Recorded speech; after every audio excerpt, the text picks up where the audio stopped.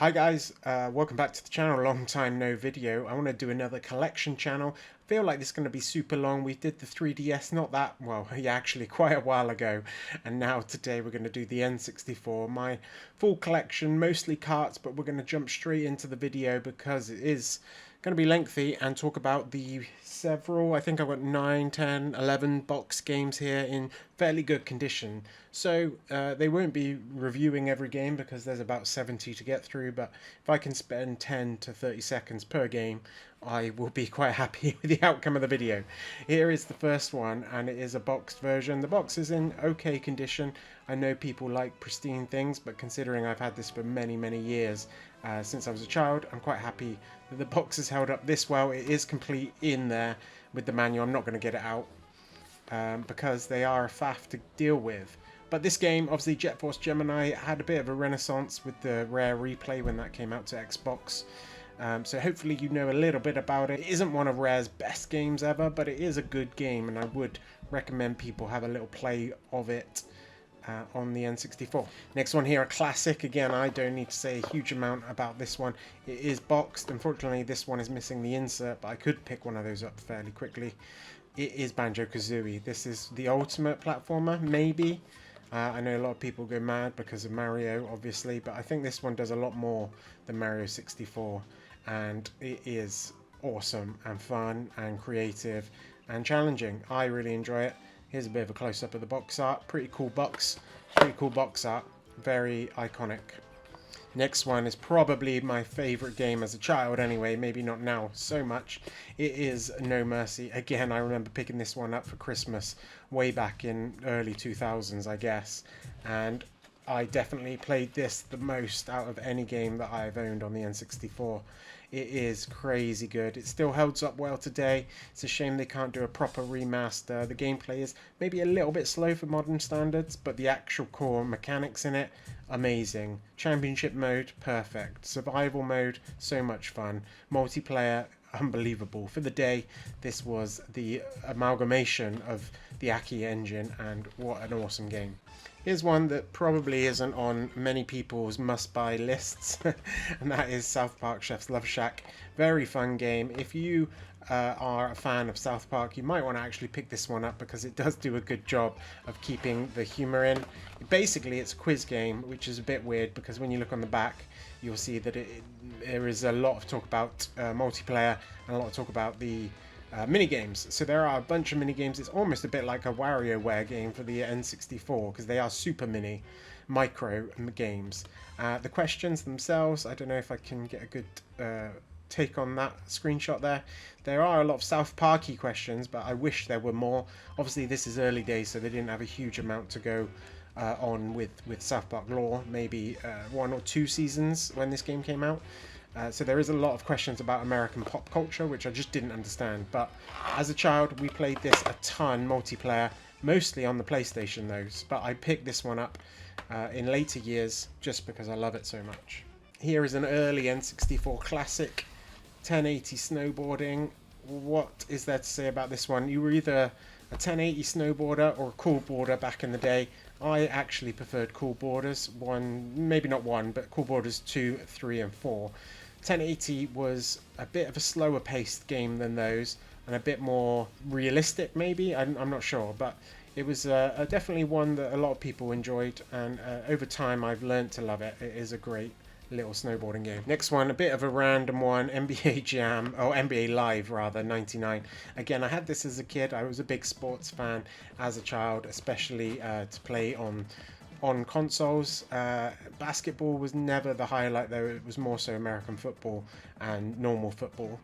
I'm English. This game was actually pretty fun though. I had a lot of fun. There's like a 3-point shootout mode that was actually pretty good, where you go around the 3-point line scoring as many baskets as you can. A bit more arcadey. The simulation stuff I didn't really enjoy that much. Box is in amazing condition though. And again, another classic. Unfortunately, the box is a little bit more beaten on this one. Diddy Kong Racing, my preferred racer. I actually hated this as a kid, and I remember renting it one day from the game shop and taking it back literally the same day because we were used to playing Mario Kart or Crash Bandicoot Racing, and this was super slow paced. and it took me a long time before I actually thought, actually, this game's awesome. Mostly because of the adventure mode and the way you unlock stuff and move through the big open world hub. Bit like what Crash Bandicoot Racing stole. This game is fantastic. Play this right now. Next one, another racing game, kind of, well, definitely, Wave Racer 64. This was revolutionary at the time for the wave physics. In fact, to this day, I still think it has probably the best sea and wave physics around. I know there was a GameCube sequel that also did really good things, but the simplicity of this one and the graphics being so awesome for an early N64 title as well, with the different lighting and the different moods that you got through day, dusk and night. Actually a really good game. Fun. I'll pop this one in and play this one now because nothing else is quite like it. And then finally, the last game I've got here, another racer game. I don't really know why, because I'm not a super huge racer fan, but Pod Racer here, or episode 1 racer. Obviously Pod Racer is what it was more commonly known as, or at least in my circle. This box is also fantastic. I've done a good job keeping the boxes looking fresh. Pod Racer, pretty awesome in my take. I really liked all the customization you could do and the upgrades to your vehicle. It wasn't just like all the other arcade racer games that I was used to, where you typically would just have one car or one car and take that through a championship. This one, there were multiple championships and you built on your car or your pod over time with the credits that you earn. Yeah, really good, really fun game. The graphics had high res mode if you had the expansion port, as a few other games in this list will do, but this one really benefited from it back in the day. I know they did a remake of that, or a re-release of it quite recently, and it was well received, I think, but I didn't really play it. Anyway, you don't want to just be looking at a block of wood. Let's get into the carts. So I also actually found these two other games, obviously the first here being Robotron 64, in box, complete with the manual, which is pretty cool. The box art does not do it very much justice here because I actually really enjoy this game. If you don't know, Robotron originally was a very old arcade game. I'm not sure if it was in the 80s or when it came out, but a very early arcade style game, and this is essentially kept all the essence of that. Again, the box art is pretty awful here with the screenshots. There's 100 levels and you shoot your way through them with different enemies. There is a loose storyline in there. Some scientist has gone crazy or something. I can't really remember, but I do remember this being like a twin stick top-down shooter. Run around with the analog stick, use the C buttons to control where you're firing, and basically you get a set number of lives and you just have to try and survive. The very essence of an arcade game. And I do remember actually the very cool thing about this, and I do really enjoy it. It is a good fun arcade game, but it gets very hard towards the later stages. There is a password system, and I think, well, yeah, you can see there you can use a memory card, but towards those later stages get super hard. What I was going to say was you can also play with two controllers plugged in. You can play one player twin stick style, so the very early days of dual shock type analog two stick control. Not sure entirely when this one came out, but I do believe it is ahead of its time in terms of the PlayStation dual shock controllers there. And again, this one I do have the box for, but sadly this is probably my most damaged box, completely squished, and it will hold together, but it is looking very tired and a pretty sad state of affairs because this is quite a difficult box to get hold of. But this game itself, NFL Quarterback Club 2000, this was the last quarterback club they made on the system. I believe the game carried on Dreamcast and PS2, and those PS2 games were actually really quite interesting. This one though, on the N64, out of focus. This one, unfortunately, is not very interesting and is your run-of-the-mill early 3D style polygon sports game. Anyway, I just found those two, so I thought I'd add them into the video at some stage. What should we start with? This is just going to be completely random order. So Doom 64, bit of a classic now. Back in the day, no one was really talking about this one. Everyone was talking more so along GoldenEye. People will now talk. I have got N labels on most of these games as well. I bought a set. people don't really talk about N64 shooters anymore. Obviously, you got Perfect Dark and you got GoldenEye. We'll come to those. Doom 64 was a bit more unique in the fact that everyone kind of expected it to be a port, and it was its own game. There are dozens of YouTube videos talking about how cool Doom 64 is. Not the shooter here, but this one is actually a 3D, through third-person shooter, Duke Nukem 0 Hour. This game is good, let me tell you. It is not your standard Duke first-person shooter, obviously, as just described. It is a third-person adventure, really, because there is a lot of shooting in it, and that is the primary mechanic. There is some jumping around and platforming that isn't that great, but the fun in this game is just the fact that it is Duke, and it's not your standard 2D sprite-based action. This is all 3D. This is all Duke, and it's actually really good. The storyline's pretty mental. There are no checkpoints and the levels are long, so go careful, but this is one of the better shooters on the system, and I don't think it's been out on anything else. Speaking of Duke, we've got Duke 64. Now, I am a big Duke fan, so I will just preface what I'm saying with that. This is more so what you're expecting. It is a port, but they've changed some sprites around and changed some of the guns, so instead of the RPG, you've got a grenade launcher. It's pretty good. I would just say you might as well just play it on the PC these days, or one of the other dozen ports. Random game here, Donald Duck Quack Attack. I was going for a big collection at one point, and this is one of the games that I got. I actually thought it was going to be good because it's a Disney, you know, of the era where Disney platformers were good, but it's not great. Speaking of not great, we've got F1 Grand Prix 2. I don't really need to say anything about that one. And here's a bit more of a controversial one here, Earthworm Jim 3D. The downfall of Earthworm Jim, sadly. I'm a big fan of 1 and 2, and I'm actually a bit of a fan of this. It is stupidly hard. The controls don't work very well, the camera's awful. The humor's there, the level design I think is okay. There are a lot of issues with it. Speaking of Jim, this was, I don't know if it was gifted to me by Jim, if you're still around and watching my videos. Thank you for this. I think you might have given it to me super cheap, but either way, I like this game. I know you hate it, and most people do. It is cool. Speaking of cool, we've already mentioned the Aki engine and WWF games. WCW NWO Revenge. This is the one you wanted as a kid. This game basically changed wrestling games of the time. They were really clunky, is the only word I can say. After this came out, then we got SmackDown on the PlayStation, and then obviously we went onto the WWF Aki engine ones.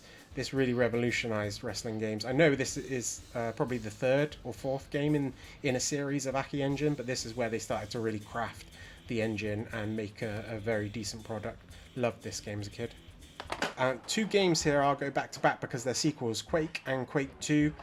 I need to play these a little bit more. I think they're pretty good ports, all things considered. They're N64 games of a system or a game that was built for a PC system, so pushing the limits of the hardware there, but I haven't played them a huge amount. I think I really need to, so if you recommend these games, let me know and I will get on and play them.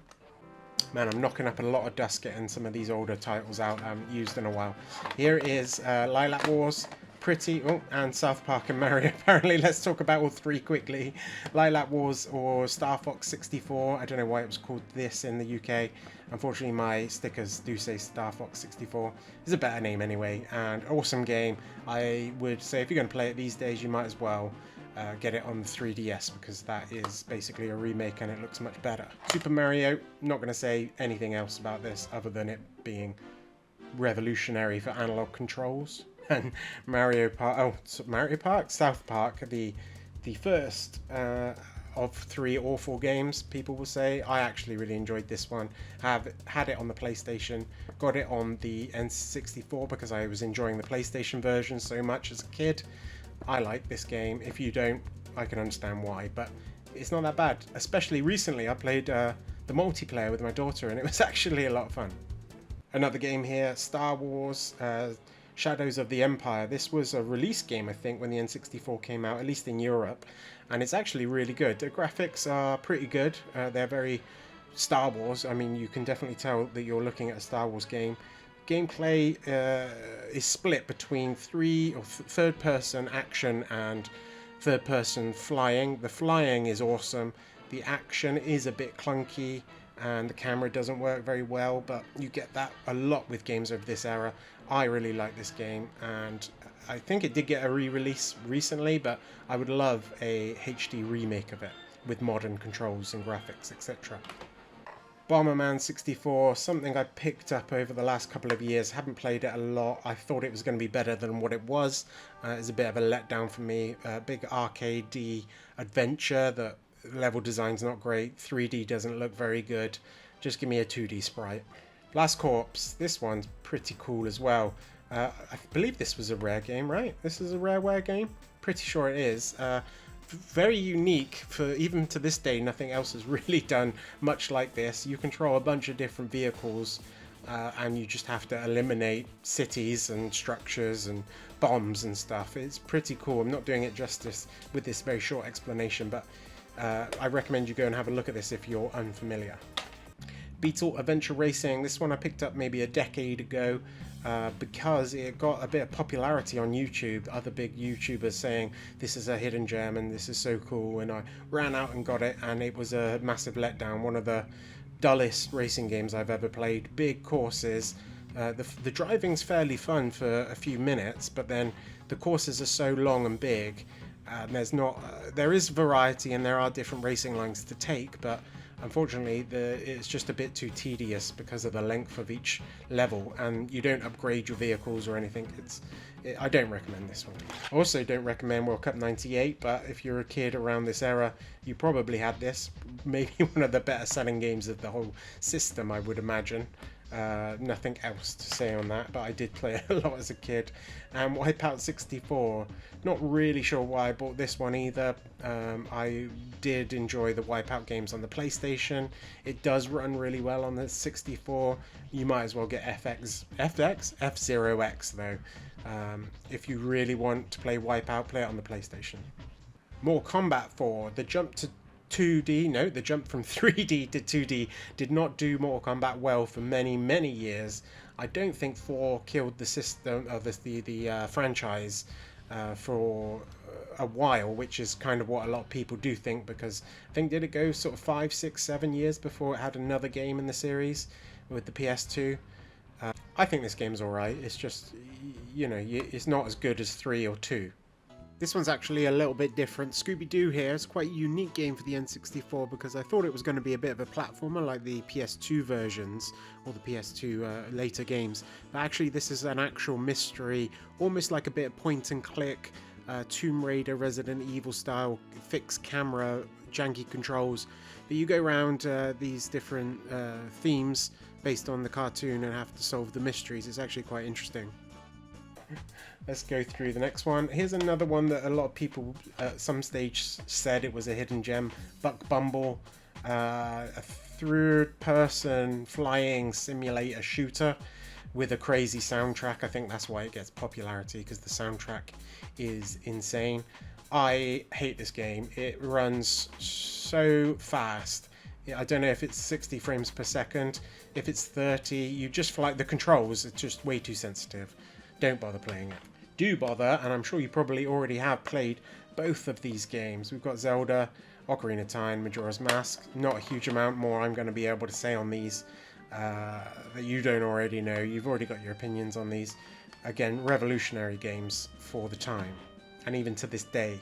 But play it on the 3DS as well. Mario Tennis. This, again, I'm not going to say that sticker is one that must have bought it recently and had that sticker on it already. This one, actually probably the best Mario Tennis ever made, and I will still pop this in and play it. It's not super deep in terms of gameplay modes, but it is super fun. Mission Impossible. I remember back in the day people hyping this up as if it was going to be as good as Metal Gear Solid on the PlayStation. If you had an N64, you probably went around telling people it was as good, but I'll tell you, it is not as good. Doesn't mean that it's a bad game though. It's actually pretty decent, and I'll give it a go here and there. Again, controls are clunky, it's of the era. Next one here, not much to say about this. GoldenEye 007, classic. Everyone's played it, everyone loves it. Does it hold up well today?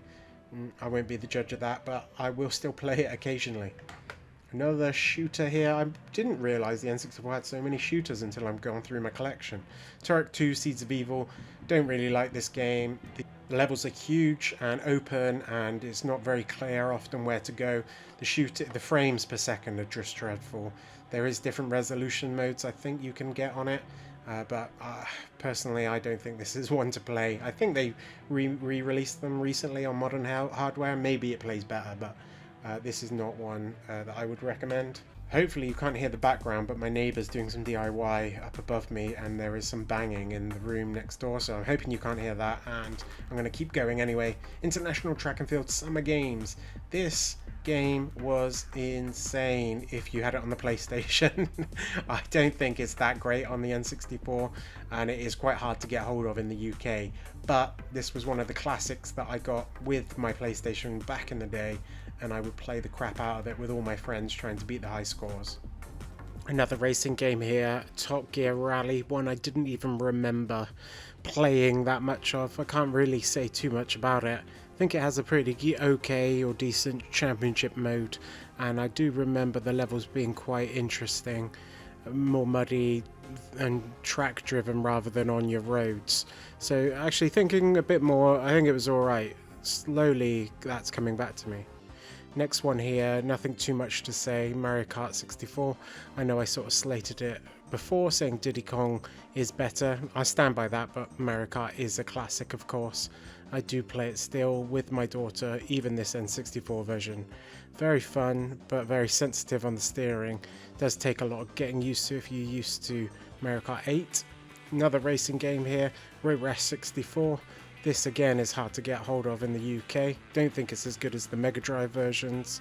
It's 3D and I think it's okay. I just haven't played it a lot. Now this one, I'm so upset that the label here is sun damaged, but it's probably the only reason I got it, because I got it cheap. Again, it's hard to get hold of in the UK, quite expensive. This actually, I'll go down with hand on heart saying this might be the best platformer on the N64.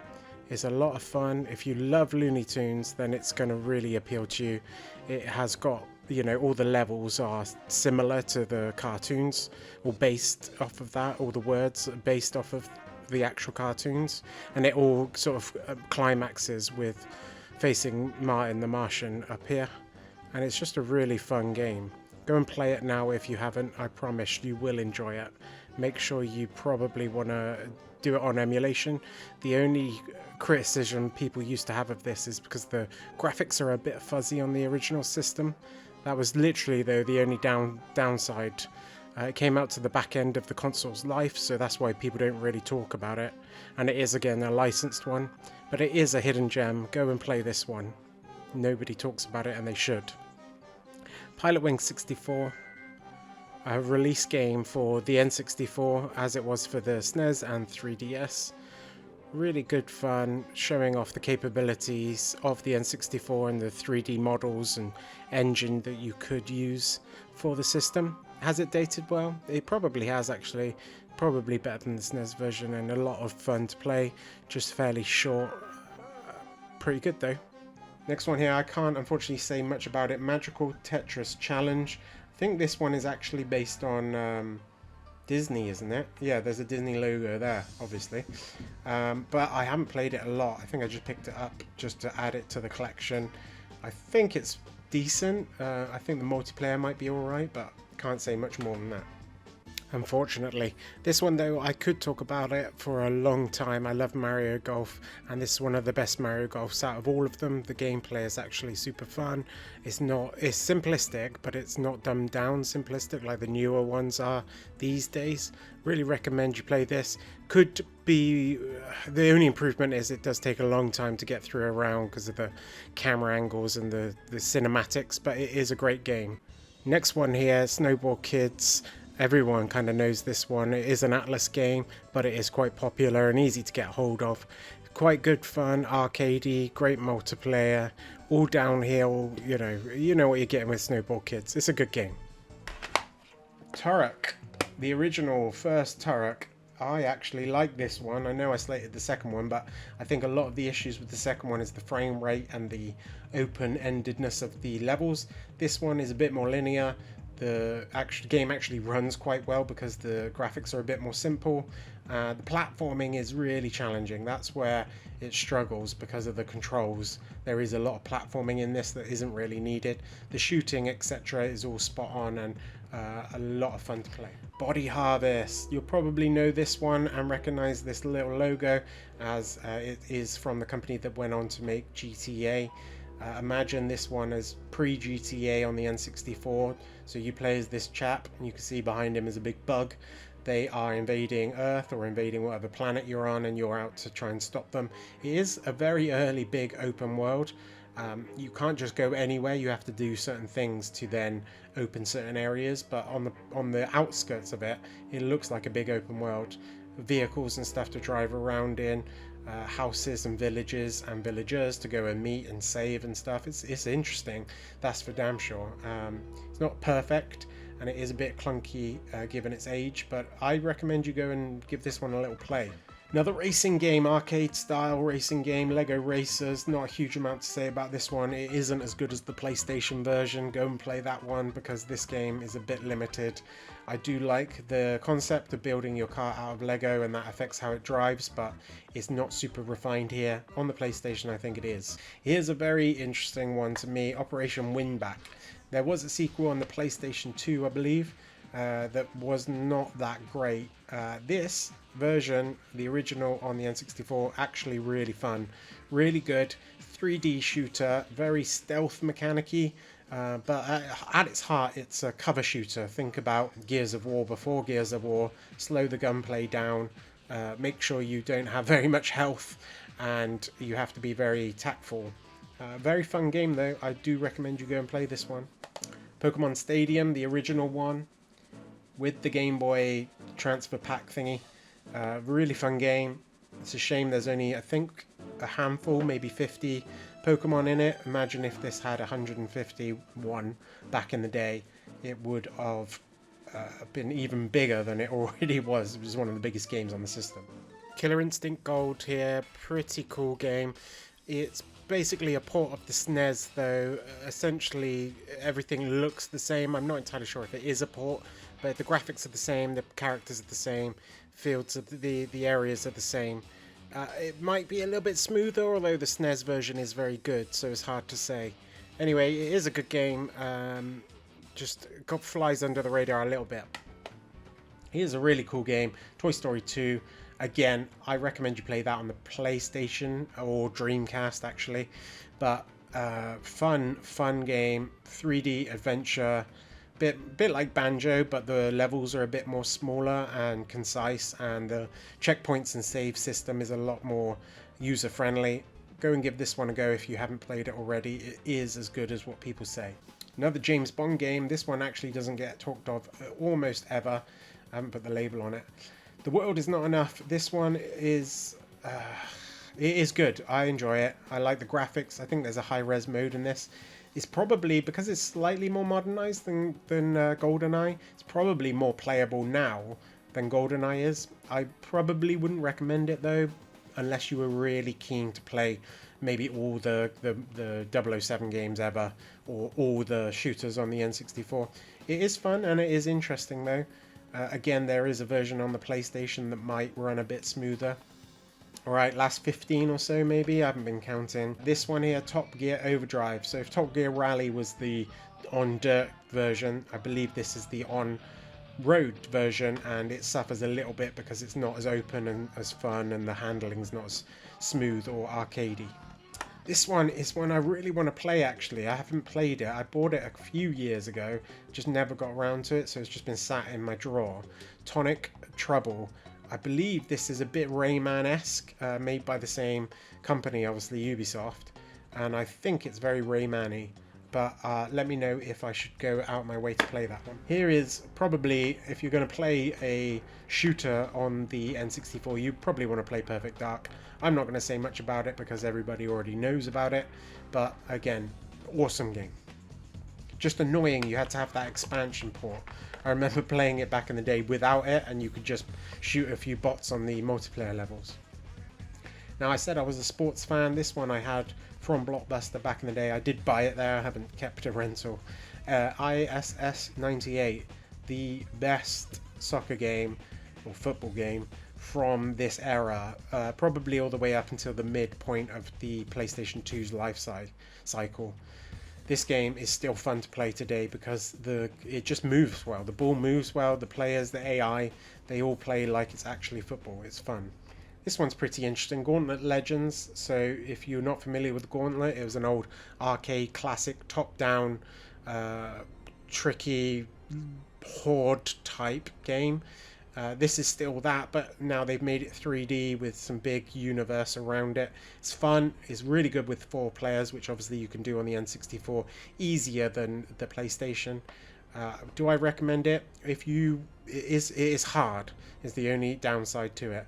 But if you are after something you probably haven't thought of and like a hack and slash game, then give this one a try.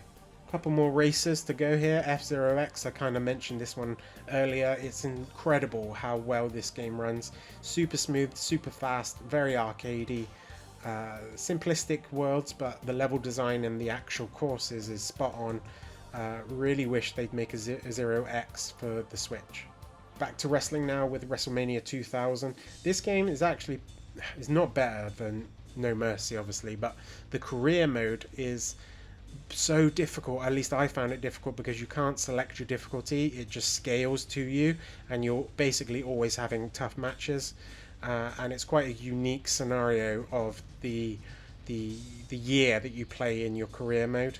A very unique setting for that, but the core wrestling is still Aki Engine.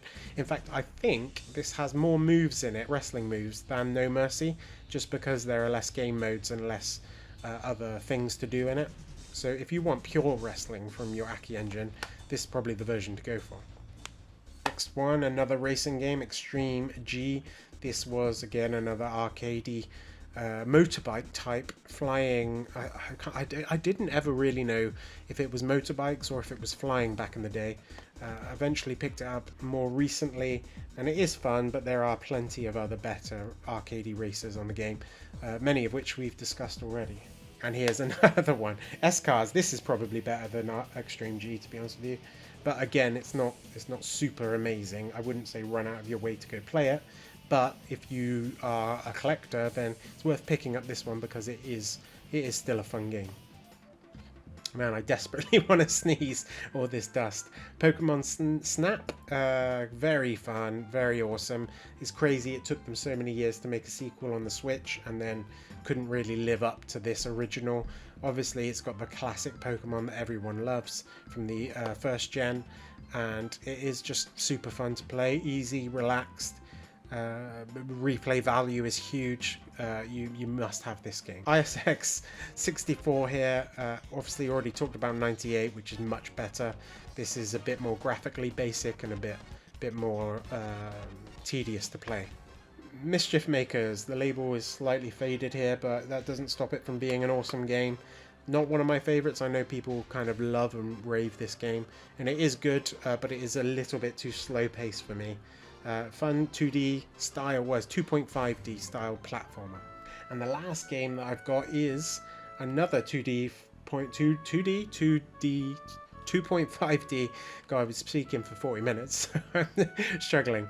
2.5D classic platforming. Again, very chilled, very fun. The music's amazing. The animation, the sprite work, or it's almost clay-like again, a bit like or cartoony.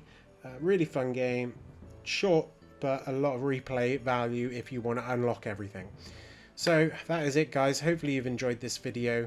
I know it's been a while since I posted one, but if you want me to go and look at my SNES library or my Mega Drive library, let me know and we can do that as well. And make sure you hit that subscribe button.